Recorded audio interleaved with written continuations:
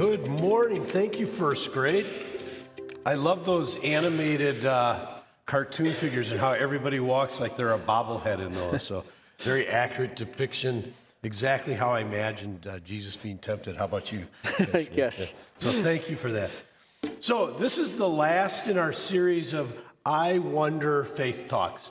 And I just want to say thank you to God right now for the many pastors that we have that lead us in knowledge and shepherd us. So let's just say thank you for that we have all of our pastors here.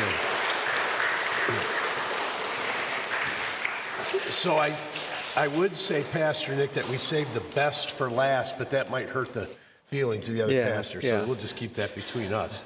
So I Wonder Faith Talk. Sometimes, has anybody been confused when they read the Bible? Pastor Nick's hand is up as well. It can be very confusing to read the Bible. So that's why it's great that God gives us resources like commentaries and Bibles, learned people to explain, and Pastor Nick is one of those people who can help us explain those truths in the Bible that we might not be able to understand. So you raised your hand, Pastor Nick. Do you have questions and sometimes don't understand the Bible yourself? Yeah, no. Even as pastors, we don't know everything there is to know about the Bible. We call it a lifelong journey. My whole life, I'm going to be learning about the Bible. And the same is true for all of us as followers of Jesus. It's a lifetime of learning about the Bible. But we are so blessed to have people in our lives and resources that God has given us to help us understand what we're reading in the Bible and what God's will for us is. So for you guys, people you have your parents. You can ask questions of your parents. You can ask your teachers. They know a lot about the Bible. They've been trained in that. You have pastors. There are so many people. Anytime you have a question about the Bible, you have people you ask. And I have people and places I go when I have questions about the Bible too. So just like you guys seated in here, you have Bible training that, like during the Bible Bee, we're able to see the amount of Bible knowledge that our students have. Many of you know more about Jesus and God's words than people that you might meet outside of church. So you've been trained. So Pastor Nick, you had training as well. So how did your training assist you, like understanding culture, language, the history of the Bible, how that helps you interpret Scripture? Yeah, so there's a lot of things in the Bible. The Bible takes place in very specific times and places. And the Bible wasn't actually written in English. You guys know we speak the language English, right?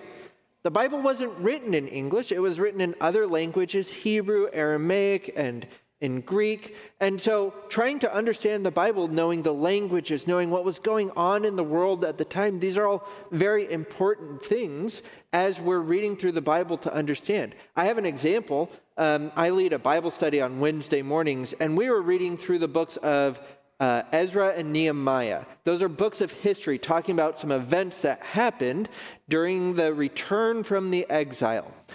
But in the middle of that book, there's a little comment that's made that the people were encouraged by the prophecies of the prophets Haggai and Zechariah. Well, if you guys know your books of the Bible, and I hope you guys do, those are two of the prophets, the books of the Bible, Haggai and Zechariah. So what we're doing as we're reading through these histories is we're actually on a break right now, and we're studying Haggai and Zechariah to see in the book of Ezra, it says they talked, and that's it. What did they say? What is going on? What is their message? So we're taking some time to understand those things so that we can get a bigger picture. And that's what all this training's about. It's trying to understand the bigger picture of what's going on in the Bible. Well, let's get to questions that some of the kids here at Trinity asked. The first one is, this is an excellent question. If people actually wrote the words in the Bible, how do we know they didn't get it wrong? That's a very good question because, this is a question that's not just asked by you guys, it's asked by grown-ups, theologians, people who study the Bible. There's a whole branch of study that is dedicated exactly to this question. But the simple answer to this question is that God is a God of means. What do I mean by that? It means God has chosen to work in our world, sometimes in miracles, where he says something and it happens. But a lot of times, when God works, he does it through people, through the means of people. For instance, we just heard that song, the first graders let us in. And in that song, it was the Lord's Prayer. In that song, one of the things we say is, give us this day our daily bread. Now, when you sit down to breakfast and you pray and say, dear God, thank you for this food. When you open your eyes, has toast just magically appeared in front of you? No. How did it get there? Did mom and dad make toast for you? And where did mom and dad get the bread for the toast? Maybe some of your parents made it. Some of them bought it from the grocery store. And they got the bread from people who make bread and people who do this and farmers and everyone. God used all those people to give you your daily bread. Well, the same is true when God gives us his word.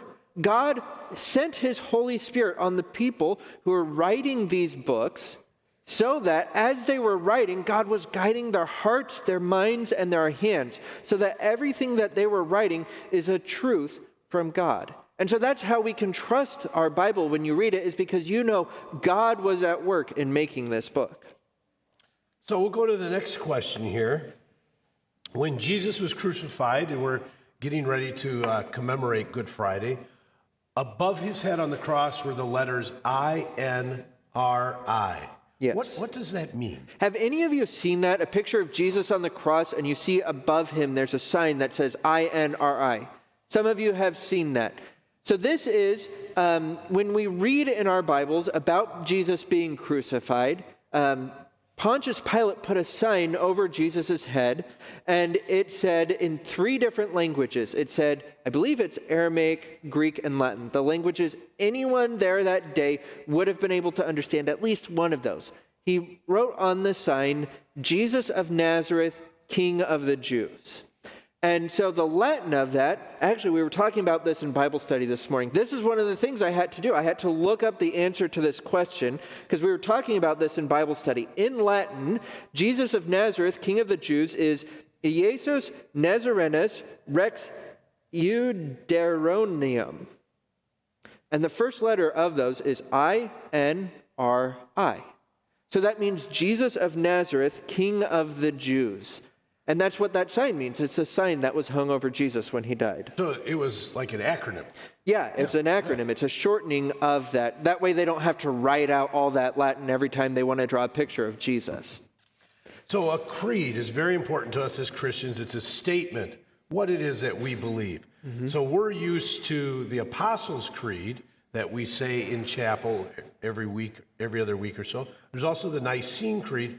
One of the kids asked that they had heard there's a third creed. Could you tell us about that one? Yes. Let's talk a little bit about the history of the creeds and where they come from. Because we have our 3 creeds. The first creed is the Apostles' Creed. This is the one you guys are familiar with. And this is the one, the story goes that Jesus' apostles, his disciples who followed him around, that they, after Jesus had died and rose again, they sat down together and said, what do we believe about God? What do we believe about Jesus? And so they sat down and wrote out that creed together, and that's why we call it the Apostles' Creed. Well, a few hundred years later, there was some arguments over some of the details about what people believed about God. Specifically, is Jesus really, really, really God, or is he just really, really God? That was basically what the question was. And so a bunch of pastors and other church leaders got together to talk about this. And they got together at a place called Nicaea. And at Nicaea, they spent a lot of time talking about this and eventually said, yes, Jesus is really, really, really, really, really God. And that's where we get the Nicene Creed. Most of it was written at the Council of Nicaea. But one of the guys there at the Council of Nicaea, his name was Athanasius. Do you guys want to try saying Athanasius? That was a good job. That was very good. Yeah, Athanasius, he was one of the people who was talking the most and fighting the hardest, trying to convince everyone that Jesus is, in fact, really, really, really, really God. And so a few hundred years after the Council of Nicaea, some other people were trying to write a new creed talking about what that decision was. And so they wrote what's called the Athanasian Creed. Athanasius didn't write it, but they named it after him because he was so important. But the Athanasian Creed is a really long creed because what it's trying to do is it's trying to tell you everything we can say about God without going too far. So it has a lot of things, and it's saying God is this, God is this, God is this, God's not that, he's not that, he's not that. And so it's a very long creed. It'd be interesting if you guys want to go look it up sometime and read through it. It's long, but it repeats itself a lot. But the point is to tell us exactly what we can say about God. Pastor Nick, I have a confession to make. I was in a church, and there's an Athanasian Sunday in the church calendar. And I would show up to church, and I would see in the service folder, it was Athanasian Sunday. And I was like, oh, no. Yeah, We're going to stand up and read the Athanasian Creed. And I feel guilty about that. Jesus hung on the cross for me. Yes. And I was too lazy to want to stand to read the Athanasian Creed. The Athanasian Creed, it takes about 10 minutes to say. So you'd be standing for a very long time anyway. Well, we did. But so, yeah. But it's good. It's worth the time to read it. We don't say it in church a lot because it takes so long, and it is a lot of time. But if you sit down and you read through it, that's a good thing to do too. So speaking of Jesus hanging on the cross, why, this is another question from the kids, why did it take Jesus 3 days to rise from the dead? 3 days, that's a very good question. And I actually like to think about this. It helps if we go all the way back to creation. How many days did it take God to make the world? Oh, there we go, 6 days. And what did he do on the seventh day? He rested. Yeah, so God spends all this time. He makes the world. On the first day, he makes the light and the darkness, and then he makes the sky and the sea, and then he makes the land and the plants and everything. And then what he does over the next 3 days is he starts filling that in. So the light and the dark, now he gives us the sun, the moon, and the stars. And then after that, he fills the sea and the sky with birds and fish, and then he fills the land with animals and humans, people. So we as people, we were made on what day? The 6th day of the week. Do you know what day of the week the 6th day is? Oh, that's another trick question. Friday. Because the next day is the Sabbath day. It's the day on which God rested, and that is Saturday. Now, here's something I want you to think about when we think about Jesus being crucified on the cross. What day did Jesus die on? Friday, right? We talk about Good Friday. Jesus died on Friday. Friday, the 6th day of the week. The next day, what did Jesus do? He was dead. He rested in the tomb is how we talk about that. Because on the 7th day, on the Sabbath day, God rested. And then the next day of the week is what day? Sunday. And what did Jesus do on Sunday? He rose from the dead. He did something that no one has ever done before in all of creation. Jesus rose from the dead. And so he did something entirely new. So this was part of God's plan. On the 6th day, he died. On the 7th day, he rested. And then in the church, we like to talk about it. On the 8th day, Jesus rose from the dead. So why did it take him 3 days? Well, because on Saturday, on the Sabbath day, he rested. And on the 8th day, he makes the new creation. So it's all about God telling us he is making all things new. And this is why, if you look at baptismal fonts in traditional architecture, they're an octagon. You guys know what an octagon is, right? How many sides does an octagon have? 8 sides, because in baptism, you're getting the newness of life. You're getting that resurrection promise. And so the church historically has said, well, that has to do with the number 8, the new day of creation. And so when you come to the waters of baptism, you're going to get that new creation of Jesus put on you. That's also why we come to church on Sundays, because Sunday is that 8th day. It's the new day. It's when we celebrate what Jesus did on Easter Sunday. Well, you brought up baptism, and that leads into our last question that the students have. There's 3 parts to this question. Okay. So listen carefully, yes, but I'll help you if you forget. Okay. First question, do people have to get baptized? Second part, is there an age for baptism? And then the last part, what happens after you get baptized? So do people have to get baptized? Do you have to get baptized? What do you guys think? Yes or no?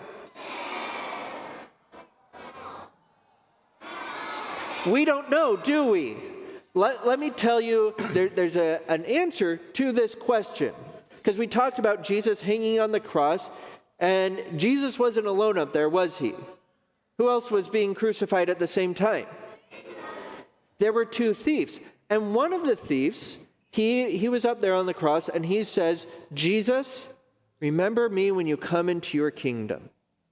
Now, do you guys remember how Jesus responded? Jesus said, all right, everyone, hold on a minute. Let's pause this crucifixion. He and I are going to get down so he can be baptized and go to heaven. Is that what Jesus did? No. He said, today you will be with me in paradise. So did that thief get baptized? No. Did he get to go to heaven with Jesus? Yes. So do you have to be baptized to go to heaven? No, you don't have to be baptized. So then why do we talk about baptism? Why do we put so much emphasis on baptism? Because God has promised that when you get baptized, you get saved. Can God save you if you're not baptized? Yes. Now, if you're baptized, do you know that you're saved? Yes. It's a gift that God gives you. God gives you this gift of baptism to know that you're saved. So if you've been baptized, raise your hand if you've been baptized. Oh, a lot of us. That is so awesome. If you have been baptized, you know for a fact God has saved you. So you have that certainty. And so baptism is God's gift to you so that you absolutely know God has saved you. So then the second question was, how old do you have to be baptized? Well, let me ask you a question, because we were just talking about baptism being a gift. In order to get a gift, how old do you have to be? 6 months? I heard 6 months. Can you be a little baby? Yeah. My youngest son, Ezra, we're making plans for his first birthday party. He's going to turn 1 next month, and we're very excited. And he can't do anything for himself. He's learned to crawl. Actually, we're very excited. He started pulling himself up. So he's starting to get a little big. He's starting to learn the words dada and mama, but he doesn't know how to say thank you. He doesn't know how to say, this is what I want for my birthday. He can't get himself food or anything. Am I going to get him gifts for his birthday? Yes. So how old do you have to be to receive a gift? Any age. You can be any age. And since baptism is a gift, baptism is something God does for me, how old do you have to be baptized? Any age. And so what we do here in the Lutheran Church is we do infant baptism. You guys know what an infant is, right?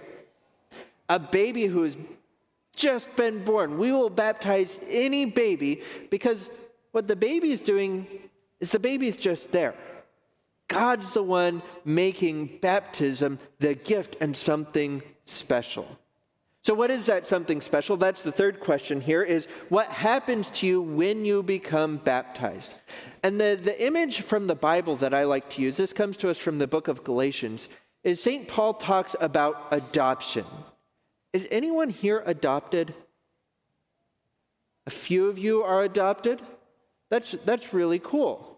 Adoption is when some parents see a kid who doesn't have parents, who doesn't have those people in their life, and the parents say, you know what, we love you so much that you're going to be a part of our family. You're going to be my child. That's what adoption is. And so we have some kids in here who have parents who love them so much that they chose to make them their child. And that's what God does in baptism. God says, I have a family. I have a really big family, but I want my family to be bigger. And I see a bunch of kids in here who need a spiritual father, who need a God who loves them. And so God has said, in your baptism, I am going to adopt you. I am going to make you a part of my family. Now, when you're a part of a family, do you have jobs? You guys have chores at home? Yeah, we have chores, we have jobs, we have responsibilities to our family. Since we're a part of God's family, do you think He's given us jobs to do? Yeah, he's given us jobs to do, but do you know what's even more important? Because we're part of God's family, we get all the blessings as well. Do you get special things for being a part of your family? Do mom and dad take you out to dinner sometimes? Do they throw you birthday parties and give you presents? God does the same thing for us. Because we're a part of his family, God does special things for us. He cares for us. He loves us. He's making a home for us. Jesus told his disciples, I'm going to go and prepare a place for you. It's going to be a mansion. Have you guys ever sung the song Big House? It's a big, big house with lots and lots of room. A big, big table with lots and lots of food. That's because you're a part of God's family. Because he has adopted you in baptism. You know, if you are in here at a student at Trinity, you have not been baptized, you can talk to your teachers, talk to your parents, talk to your pastors. We can talk about what baptism means for you. So you are invited to do that. I am very happy to talk about baptism anytime with you guys, with your parents. And if you aren't baptized and want to get baptized, we can do that. We do baptisms in church on Sundays, on the weekends, but also with you being here at school, it might be a lot of fun to do it during chapel with all your school friends and family here. So if you guys want to get baptized, let's talk about that. I'm happy to talk about that, and let's get you baptized, okay? Well, Pastor Nick, thank you for being with us and helping us with our I Wonder.